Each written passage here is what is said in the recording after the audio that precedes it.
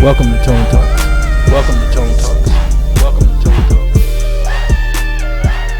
Talks. What up, y'all? This is Tone Talks in the building. I have none other than Yvette Carnell from Breaking Brown. We haven't done one of these in quite some time. You know, I decided to come together with Yvette to do this show because it was just time to have it out, have a discussion about a number of things that's been going on. We're going to talk about the Revolt Summit a little bit. We're going to talk about VLAD-Talib Kweli. And then most of all, we're going to talk about the election 2020 and give y'all our opinion. Yvette, you want to say hello to the audience? What's going on, fam? Yeah, man. So look, we haven't really come to y'all together. I mean, I think we did for a second since the conference. The conference was phenomenal. We had Cornel West. We had John Yarmouth, who is the head of the Budget Committee in Congress now, the U.S. Congress. We had Marianne Williamson.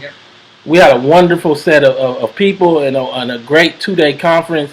And shout out to Serena, Marguerite, and also Paul Sowers for actually coming and speaking and making this thing happen because our conference was phenomenal. Us is doing now, what we're pushing now is saying that you have made us a contagion to wealth, so now we want that wealth back.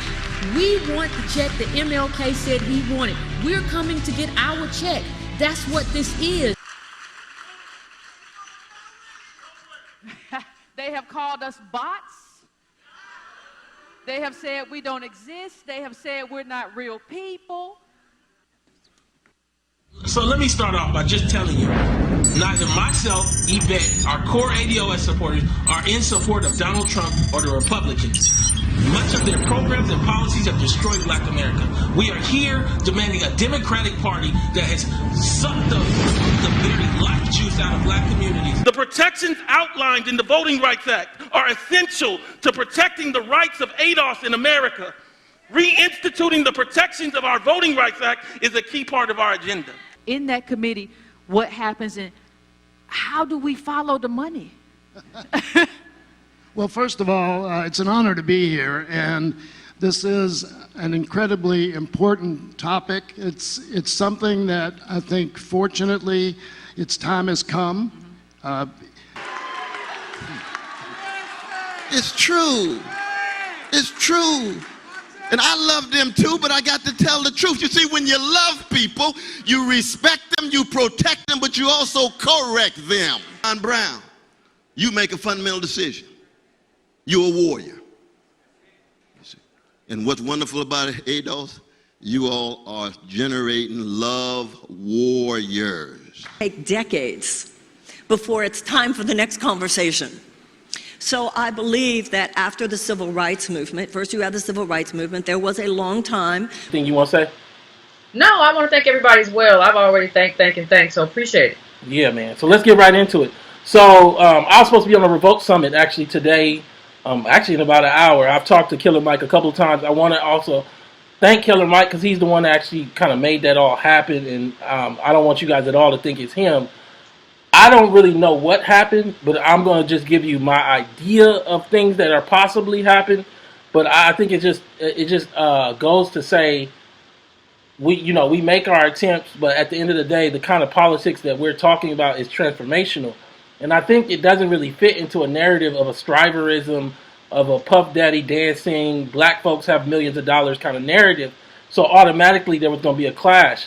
I've had my stances on Puff Daddy for some time in the Decadent Veil. I believe without black basketball and rap, we'd be that much closer to understanding the need for reparations. I believe that the entire nation, from black folks to white folks, they really don't understand that what blacks are wealthless because of rap and basketball and the overrepresentation of these few hundred black men as a normal. Anything you want to say before I get right into the summit? No, get right into it. Yeah, so, for almost 2 decades now, we've had this false narrative around wealth. One of the things I tried to do with my project and interjected into Breaking Brown, along with her interjected politics to my way, is the reality of black wealth in America. We know 90% of the wealth is in white hands, 2.6% is in black hands. But black America, being 14% of the population, lives as though, to me, we have about 20% of the wealth. That would mean that we would be worth $20 trillion instead of right around $3 trillion. And I think that this whole identity is built upon the imagery and the projection that Puff Daddy has kind of played a part in. I've had shows on this where I talked about everything from his lack of ownership in Ciroc to all the way to the reality behind Revolt being run by Roma, this Indian woman who was charged with racism, to Puff Daddy's actual situation, not clear what stake ownership he has. I believe he might be a minority stake ownership. All this was out in the public. I guess I believe they possibly found this way too late. That's on them. If that isn't it, the thing I also was pushing back on was they were only given 25 minutes. It was supposed to be from 3 to 3:30. To me, politics deserves much more than that. With our conference, it was an 8-hour conference on politics. I think that day one. What'd you say? I said that was just day one. Yeah. So you're given 25 minutes to talk about the election, but then you have all of this striverism, how to be an A&R, wealth building. None of this adds up. I did the report with Sandy Darity and Duke University and other economists, and summarily just showed that the problem isn't effort; it's systemic. With the reason that black wealth is so small and white wealth is so large, and everything is trending actually to a place where there might not be any black wealth. Arguably now, the working age black family is wealthless. So to do a summit on the context of black wealth that doesn't exist relies entirely on fascination, fantasy, and aspiration. I push back on that, and primarily, we charge $15 for our tickets. I believe our tickets were worth like $75, $100, given what we actually put together. They're charging $300 for 2 or 3 days. Unclear who they're gonna actually have and what they're gonna actually discuss.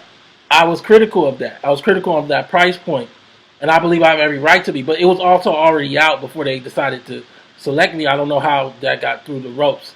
I think that while we might charge more next year, we're not going to charge $80 for a ticket to come to a conference. We're dealing with a group of people where the middle families were $1,700 without depreciating assets, and the middle black family in LA worth $200 liquid.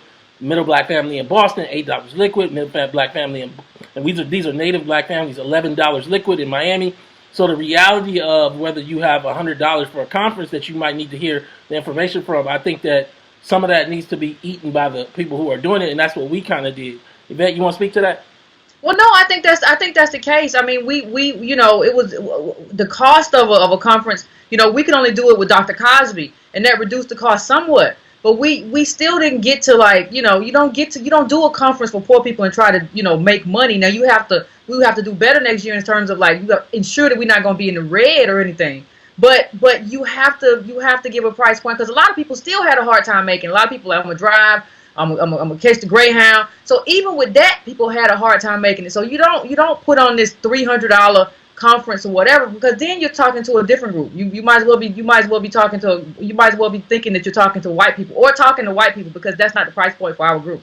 Yeah, and I think that then you don't also add in VIP rooms and charge people to meet you. I'm not saying that Puffy did that, but I've seen that for a number of these little black conferences where, to shake somebody's hand and to be in a VIP area, it costs this much more, hundreds of dollars.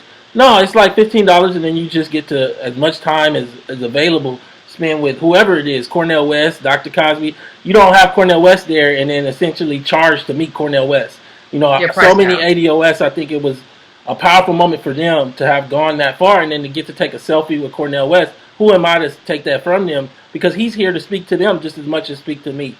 Anything you want to say about Cornel before I move on? No, shout out to him, and I appreciate him being in that space where he, being in that space and not cut off from the people. A lot of people are in that space where they're on TV, and they get used to being on TV, and they don't want to be around the people. One of the things we find about Dr. West is that that's what he enjoys being around. He enjoys being around us. He enjoys being around ADOS people. He enjoys black people. He enjoys black love and expression. Like, he likes being in that group. And so, I appreciate him for doing this. I absolutely appreciate that, because he took a shot a lot of people wouldn't have taken. I agree. And also the last possibility, and all these are possibles. I don't have any specifics, but I just know that it was sudden, and then I was still on the promotional material. I am very critical of Comcast, and I have called for a boycott of Comcast, and I believe that my show, along with Breaking Brown and ADOS, led to the entire recognition of this Supreme Court case on the national level. I had the LA Urban League president who did a letter that went against the grain of the National Urban League against Comcast on my channel.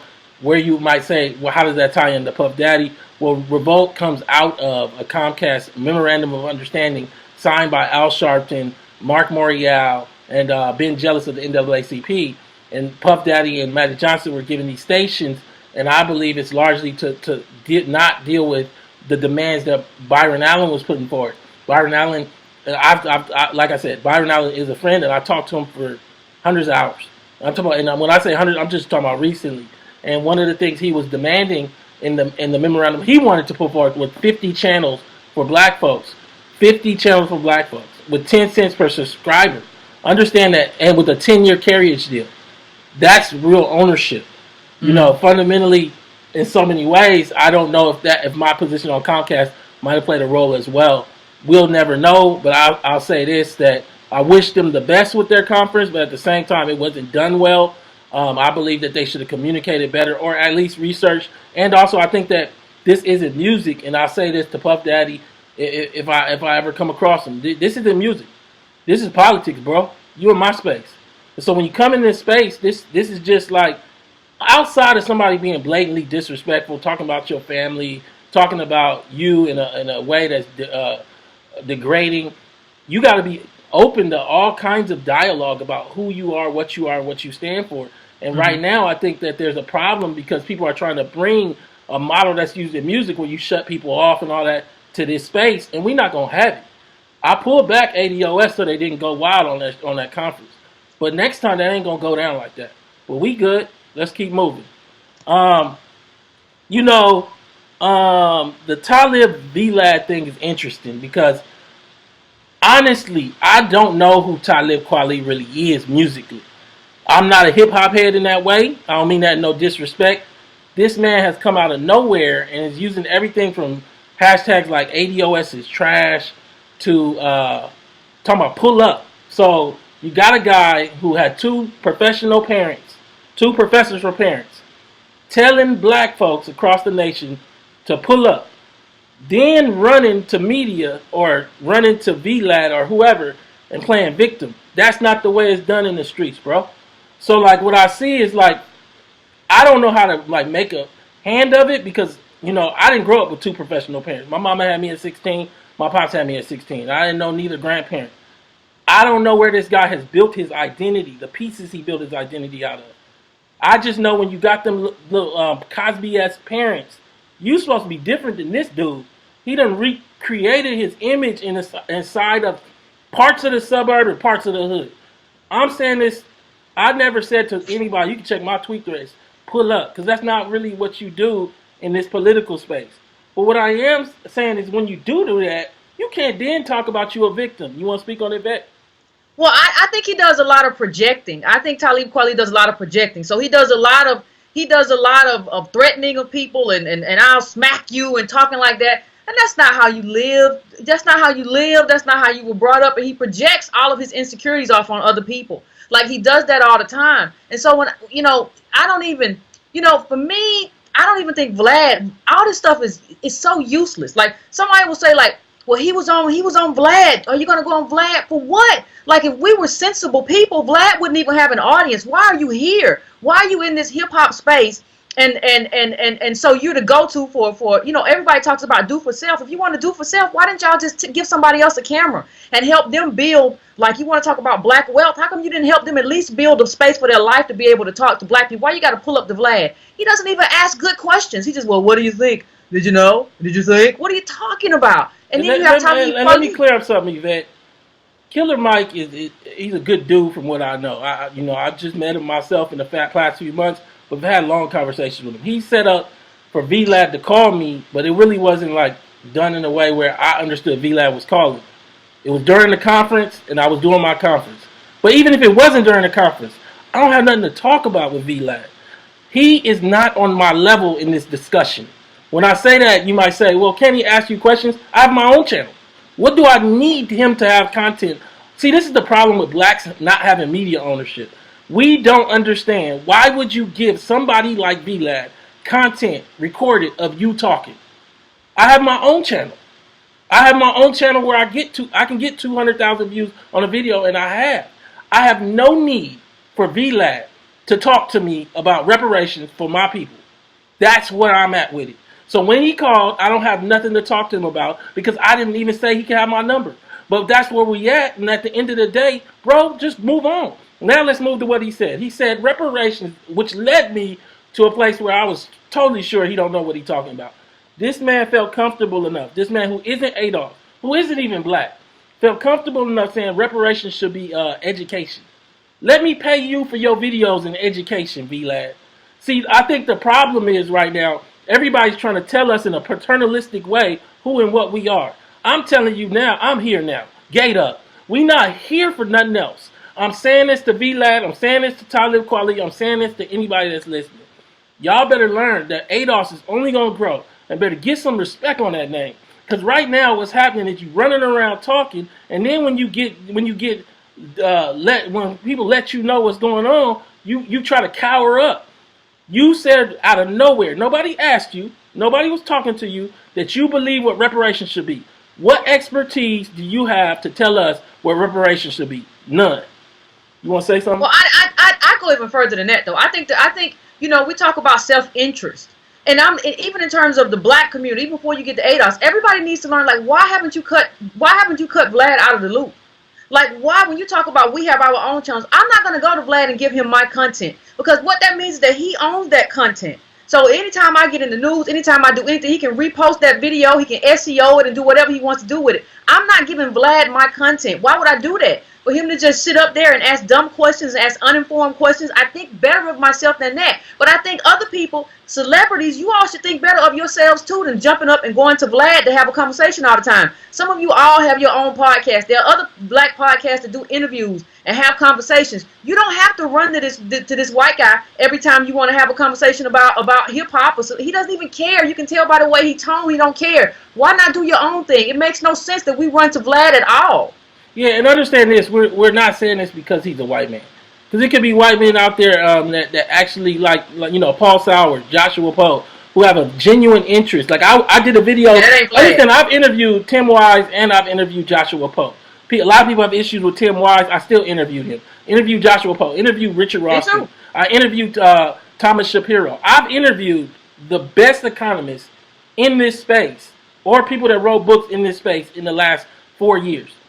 What I'm saying to you is that VLAD doesn't deserve to talk to me. He don't know enough. Period. Well, and I think I take a different view. I go even further. I think if you're going to see, you and I, the reason we do this is because of the level of expertise that Josh Poe brings to the conversation, right? That's why we talk to him. But even further than that, I'm not a person who preaches about, oh, it's got to be black wealth, it's got to be all black. But if you're those people who preach that way, which half of the people who go to Vlad are, they love to talk about black wealth and let's build together and then run to Vlad. No, I need you to stay on your perch. If that's what you're on all the time talking about, we're going to build, we're going to link and build, it's black wealth time, then every time something happens, you run to Vlad. No, you need to go build. And understand that the whole idea that education can be reparations, it just shows that you're coming out of a bootstrapperism idea of what can fix reparations, what can fix the racial wealth gap.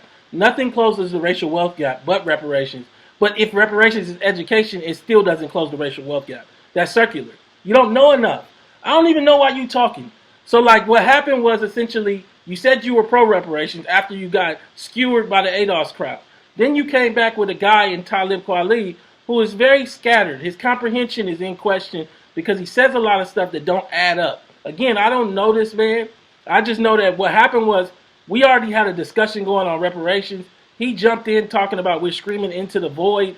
And then he couldn't deal with the fact that we're talking about real politics and making real movement here on discussions of everything from reparations to a black agenda to the Civil Rights Act of 1866, which I haven't heard him speak on. Understand this. Let me make it clear. When you go to his Twitter, so much of it is just not factually like true. Like as an example, he went on a tirade about how reparations is, our black agenda is for ADOS. It's not just for ADOS. Parts of it are. But we're talking about for all black people in America when we talk about the black agenda. If you read it, I don't understand how you do that. But when you know how you do that, you don't have good comprehension skills. So what do I mean? You essentially don't have the ability to understand individuals versus me and Yvette actually saying something. So you find individuals on the fringes that use the ADOS hashtag, and then you elevate them by going back and forth, and then you say this is what ADOS believes. Understand the main reason I've never engaged this man is because you cannot use the hashtag ADOS is trash and then talk to me. You don't understand that there is already a sentiment that nobody wants to deliver Black America, a Black agenda, or reparations. Now let's move to the other part. Yvette Carnell did a book club last night on MLK. She spent 2 hours talking to 1,500 Black people across the country on the book on MLK's last book. I don't understand how a man who was sleeping last night gets to talk to her. I don't understand how a man in Talib who really has no movement is here.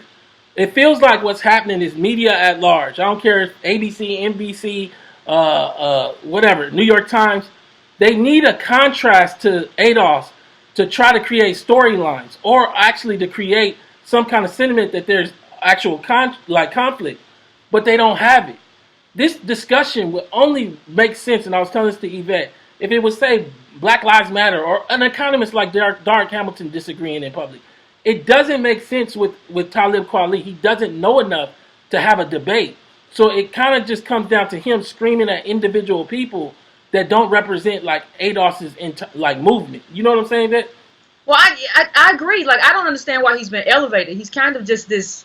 People say, "Oh my God, Talib." I was like, he's just kind of a troll. He's really he's a reckless troll. But you know what I have a problem with? Somebody asked me. I remember way back when, and I remember Mark Lamont Hill said something to him about getting everybody in the room, and I said specifically, I would never be in a room with Talib Kweli.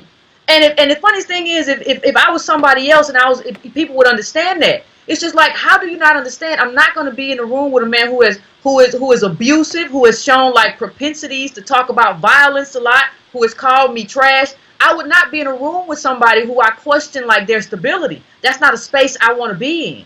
Yeah, I just wanted to kind of address that because, you know, whether it be like people saying, why don't you go on VLAD? I have my own channel. I don't understand what you're saying. Or for that matter, just clearing up my view on the revolt thing. I don't have the full, they never really told me, but, you know, I never understood why they really chose me from the get-go because, you know, I don't understand how I fit into a narrative where you believe that Black wealth building is the answer to, like, the racial wealth gap. To me, that shows you have no grasp on the gravity of wealth in America. And that's kind of like where Puffy's at, his lane. But I wanted to get into those two bits of things. So now I want to get into election 2020 and have a discussion with Yvette about where we're at, where we're going. I talked about this during my conference speech, but let's just start off with the whole reality of where white voting has been, where it's at now. I don't think everybody really understands the hustle of telling Black folks about Trump, of trying to bring up Trump in context of ADOS. All of it is just a lie. There will be no Republican Party without white America. When you look at the traditional voting patterns of white folks versus Black folks have voted for Democrats pretty much, I believe, above 90% every election except for this last one with Clinton where we were at 88%. We've been above 90%. But when you look at white voters, traditionally they're at about 40% Democrat, 55, 57% Republican. I'll go through a couple just to give you some context. 1980, you have Ronald Reagan with Jimmy Carter. Reagan and the Republicans took 56% of the white vote. Jimmy Carter took 36% of the white vote, and the Democrats. Jimmy Carter and the Democrats. When you look at Reagan in '84, he took 66% of the white vote. But you look at Walter Mondale, he only got 34% of the white vote. Let's come down to looking at Bush versus Dukakis. In '88, Bush and the Republicans took 60% of the white vote, but Dukakis took 40% of the white vote. Dukakis and the Democrats. When you come all the way down to Barack Obama in 12, as an example, Mitt Romney and the Republicans took 59% of the white vote. Barack Obama took 39% of the white vote. So, and then more specifically, if you look at Hillary Clinton and Donald Trump, which we'll go to in a second, it gets even kind of more clear. What you see to me is a Democratic Party chasing the ghost of white voters rather than respecting loyal Black ones, and in a sense telling us that we don't deserve anything for our vote, which in effect is telling us our vote is worthless. So it takes 100 Black votes to equal one white vote? That's what kind of is happening when you actually break it down. What do you think, Yvette? Well, no, I think they've decided. I think they've decided that like we're gonna chase white voters because black voters are a captured group. Y'all can't go nowhere. Y'all can't vote Republican for obvious reasons. So you're just gonna be stuck here. You haven't found a workaround, and we've got gatekeepers in place who will ensure that you will never find a workaround. They're just gonna get you to the polls, but they're not gonna tell you how to advocate for your interests. So I think what ADOS has done though is kind of blow that up. This blowed up to the sense of no, we do have we have found a workaround. We're going to vote Democratic down ballot. That is our workaround. We're not going to do this thing where we got to show up because Republicans are worse. While you go and chase all kinds of white voters and try to bring them back to the party and convince enough of them to come because we're already here. And you don't speak to our needs at all. And I think what ADOS is doing and has done is blow that math up. That's always been the math for how the Democrats win, and we're taking that math away. So now, let's get more specific about this last election. When you look at this thing, and there's a chart pulled up that essentially shows this, African Americans voted for Donald Trump at an 8% rate. Donald Trump and the Republicans. This is the last election. Hillary Clinton and the Democrats got 88% of the black vote. So now let's start looking at more specifically. Hispanics voted for Donald Trump and the Republicans at a 30%. 29 to 30% rate. And Hispanics at the same time voted for Democrats at about a 65% rate. Hillary Clinton got 65% of the Latino vote. Understand what the gravity of what we're saying here. We're saying that we're the only group that has been committed to Democrats at a level that allows them to actually win. Everybody else is kind of at this oddly low, 60, 40% rate. Let's keep going and look at some other subgroups. Millennials actually swung the other way, and they voted for Hillary Clinton and the Democrats at a 56% rate, and voted for Donald Trump at a 35% rate. Where you start getting swings into the other direction is when you start looking at white unmarried women, white non-college women, white non-college men. You start getting large swings. The first of which is white unmarried women voted for Donald Trump at a 53% rate, and voted for Hillary Clinton and the Democrats at a 42% rate. When you look at white men, white non-college women, you look at 61% of them voted for Donald Trump and the Republicans, 35% voted for Hillary Clinton and the Democrats. When you get over to white non-college men, there's a huge swing. And you see that white non-college men voted for Donald Trump at a 72% rate. 72% of white non-college men voted for Donald Trump. And only 23% voted for Hillary Clinton and the Democrats. I think overall these numbers tell us that there's no more committed voter than black votes to the Democrats. And that, as a result, makes it our party, which makes it interestingly hard for us to actually vote down ballot. We would love for you to actually deliver a black agenda and reparations, but you choose not to. We would love for you to have showed up to the conference, but you did not. We invited you guys, and you did not. We spoke to Elizabeth Warren for weeks on end, up until probably a few days before the conference, and she did not come. This is where we're at. You gonna have to fix it or not? Yvette, you want to say something before I get into specific candidates? I think it's always pushed on us. Like, well, why are you doing this? Why are you not towing the line? And it's just like, no, you really want us to fix what you did. Like, you gave America Trump. Black voters didn't do that. Come on. So you can't get mad. Now you want to say we're going to fix it by taking Trump away. White voters gave Trump, and they say now you got to fix it by voting for Democrats so we get rid of Trump. No, you got to fix it. Let's see what you do. But right now, until you give us an agenda, we're going to vote Democratic down ballot. We have to. We've been doing the same thing for a long time. And if you're going to keep doing the same thing, you're going to get the same results. We have to change our strategy. Let's go through a couple candidates, and I'll just get your opinion on it, and I'll give mine. I'll let you go first on each candidate. So Bernie Sanders says he'll cancel all $1.6 trillion of the student debt. He has this whole debt forgiveness plan. While there are other pillars, each candidate, I'm going to focus on one thing. What you think about him in this student loan forgiveness bet? Well, he just wants to spread reparations around. Like, you don't want to give it to me, but you'll give it to white America.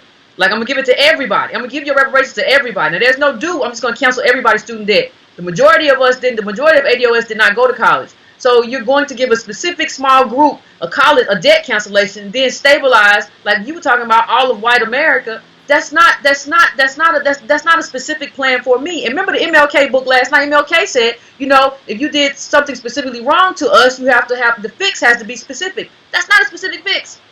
let me read a little bit of an article. Sanders, a U.S. Senator from Vermont, 2020 presidential candidate, will offer legislation that is the most ambitious plan yet to address the nation's student loan debt. As first reported by Washington Post, Sanders plans to have no eligibility criteria and will be available to the nation's approximately 45 million student loan borrowers of both federal and private loans. Sanders will announce the legislation with colleagues in the House of Rep. And essentially, also, he wants to make 4-year colleges and community colleges free.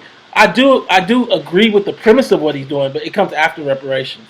I think what he doesn't understand and what most people don't understand is, and I'll pull up a chart now that shows that Native blacks have a 16% bachelor rate. When you look at foreign blacks, it's at 25%. When you look at whites, it's in the mid-30s. What effectively happens as a result of this is a whole chunk, the 84% of blacks that don't have bachelors, get nothing from this. So you have this large plan that largely is built to stabilize the white middle class instead of repairing the black population that's due reparations. See, this is altruism. Reparations is a debt. You can't replace a debt with altruism. Now, let me say one more additional element. Recently, in the last few weeks, we saw an article that came out that said 20 years after college, whites have paid off 95% of their student loans, while blacks are still 94% in debt. What you end up with as a result is they have the wealth to pay this off. So you end up stabilizing, using this as a tool that on an optics level looks like it's about a moral consciousness, but in an actual political level, it is a gift. It is a gift to stabilize the white middle class and give you that central voter, that swing voter that could go Republican or Democrat. That is what Bernie's doing. And that's my belief. And it's worse than that. It's an advantage. You give white America another advantage over us, right? Because so most of us aren't going to have any student debt. Far more of them go to college than us. So you give them another advantage. They pay their stuff off at 95%, like you just said, by that time. Well, we don't, so they have an advantage. They get rid of that debt quick and move quick and compete better. We're already disadvantaged. You going to get them another advantage? Next, I want to talk about Kamala for a second. You know, Kamala Harris has ran a campaign that, I don't know, it's just been so scattered. Just recently, I believe she came out with something where she want to give the Native Americans $500,000 in land. But she said that she's not doing nothing specifically for black folks, let alone ADOS.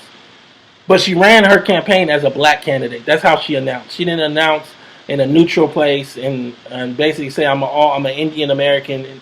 No, you announced at Howard and thought that the sister girl was going to work, and ADOS said no. And so where we're at now is her plans don't make sense economically. She has this plan where she proposes that if you do 3 years of business in an underserved community, which has to be then probably a brick and mortar business, which takes hundreds of thousands of dollars to run, you then can get $20,000 of student loan forgiven if you're a Pell Grant recipient. Who even qualifies for that, and why does that make sense? Everything that she's proposed has been similar to this. Her flip-flopping on Medicare for all, her position on prisons, everything has just been like, who is this person? What is this candidate? Yvette, you want to speak to this plan and her overall candidacy? Well, I honestly expected a better candidacy, even though I didn't know how I was going to feel about it in terms of how she came out, you know, and how she anchored herself. I didn't know how she was going to anchor herself until she did, but I expected a much better candidacy given where she comes from and what, you know, and her history, and she's been prepared for this her whole life. That didn't happen. But, you know, don't forget, it wasn't just she announced at Howard University, she announced on Martin Luther King Day. Yep. Right? And the thing about it is, there was an article this morning about how she was inspired by her Indian grandfather, and her mother was Indian, and from what we tell, she doesn't have a relationship really with her father, from everything we can tell. So everything in your life is your mother, your grandfather, and that's what you're anchored in, and that's what your campaign should be. You don't get to now cloak yourself in like ADOS-ness. Nobody's saying you're absolutely black, but you don't get to cloak yourself in ADOS-ness. You don't even I don't even know if you get to cloak yourself in Jamaican-ness. Like you have shown yourself to be everything you talk about is mother, grandfather, and there's nothing wrong with that. You should love your family and celebrate your family, but you don't get to do two things at one time. Yeah, and the last candidate I'm gonna speak about, because I'm gonna leave Buttigieg and Biden out, and the reason why I'm gonna leave them out is they both don't seem to have much at all for black folks. Buttigieg tried to come out with the Douglas plan, which largely was nothing. It was just him using Frederick Douglass' name in all the wrong ways to basically cover a plan that was nothing when you opened it up. There was a bunch of prison reform, I believe, if you actually looked at it. And I just think that these people better understand. I just gave the numbers. It is the black vote that is the engine that makes the Democratic Party run. And if you guys don't understand anything, you better understand that we demanded a black agenda and reparations. We come over to Elizabeth Warren's plan, Elizabeth Warren's housing crisis plan. You know, they said in City Lab it hints at reparations, but I don't know how. It's place-based. So essentially you got white gentrifiers get a form of quote-unquote reparations because they bought into a underserved black community. And they have all the wealth, so why wouldn't they? I mean, I think that right now Elizabeth Warren hasn't decided whether she wants to even acknowledge black folks. What you think? Yeah, I don't think she has, but she's acknowledged other groups, right? So you haven't acknowledged us, but you acknowledge other groups, Native Americans and other groups very specifically. You know, women, when you talk about what you went through and how you had to leave the job after getting pregnant. So you deal with other groups very specifically. And I expected more of Elizabeth Warren because she came out talking about redlining. And the plan wasn't perfect because it dealt with redlining, you know, the people who are there now as opposed to the people who have been disadvantaged because of redlining, which is ADOS. So the plan needed work, but I expected her to fix it and come back and be full-throated about it. But like I didn't see that happen. I saw her pivot to like Medicare for all and basic left-leaning policies, but you didn't really you didn't ever go back to how you started. Yeah, man. You know, I just wanted to come because we haven't done one of these in quite some time to basically address some things that people had questions about. You know, my position is that ADOS is a train that's only going to grow, a snowball coming down the mountain. Our goal is to make it respectable. Again, we don't speak for all the ADOS people out there. The fact that somebody like Talib Kweli finds individuals of all ilks to actually argue with and says, see, that's what ADOS believes. We have our principles on ADOS 101. Essentially, Yvette Carnell, you know, this is a lifelong Democrat, voted for all Democrat nearly her whole life, and then also worked for Democrats. I don't understand how people who either have conservative backgrounds or literally no political history at all and you know, campaigning for Democrats can say anything to this woman. I don't see how anyone can say anything to ADOS who built America. My position is that, look, we're going to keep moving. We're going to be respectful to people. But at the same time, if they want that work, they can come get it. You want to say something? Any last thing? No, thanks, man. But I appreciate it. And the last word is, you know, I don't understand why he's being elevated. Like, this is a person who the oxygen for their life is to get attention. And I don't know why media keeps giving him attention. There's no expertise. There's nothing that would warrant the kind of attention that he gets. And that just like is fuel for him to just get attention. He thrives on that. So, and he hasn't built anything. He hasn't done anything. If you want to talk to him about early hip hop, that's fine. Go do that. But you know, and particularly given the pull-up comments, it's just I have no idea how you can say that to individual people and then media still like recognizes you. That's the problem with Black America at large. Just bringing us to the top of the conversation. Our group is seen through the lens of celebrity in a way that arguably you have never seen in any subgroup in the world in modern history. And so like celebrities get elevated in Black America in a way that you just don't see in white America. I'm not saying that they don't have opinions, but somehow there's this idea that they have a speaking voice that's greater than our actual people who know about economics, who know about politics, and none of it makes sense. And ADOS ain't having it no more. We got a gate up there. Any last thing you want to say? No, that's it. All right, man. Well, thank you so much for your time.